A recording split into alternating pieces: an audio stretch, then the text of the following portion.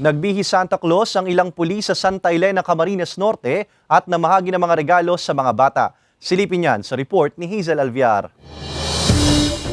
Sa ikapitong sunod na taon, muling nagbihis Santa Claus ang mga PNP personnel ng Santa Elena Municipal Police Station sa Camarines Norte. Ito raw ay para makapagbigay saya sa mga bata sa kanilang lugar. Ang mga Santa Caps naglibot sa iba't ibang barangay sa naturang bayan, sakay ng Santa Vehicle na kinaaliwan ng mga residente. Ayon sa Santa Elena Police Station, naisakatuparan ito sa tulong ng Municipal Advisory Board, LGU at iba pang stakeholders kung saan ilang mga bata ay nakatanggap ng mga laruan. Mapakita po natin na hindi lamang po ang pulis natin ay nag-serve and protect, pero kami rin po ay nagbibigay ng kasiyahan. Taong 2016 nang umpisahan ito ng himpilan na ipinagpatuloy ng mga pumalit na hepe at mga personnel dahil sa magandang resulta nito. Sa pamamagitan daw ng aktibidad na ito ay mas pinalalakas ito ang relasyon ng pulisya at komunidad at dahil rin umano dito na ipapakita nila sa mga bata na hindi sila dapat katakutan. Bukod sa mga batang napasaya nila, sila raw mismo ay masaya rin sa kanilang ginagawa. We hope po that by creating positive interaction sa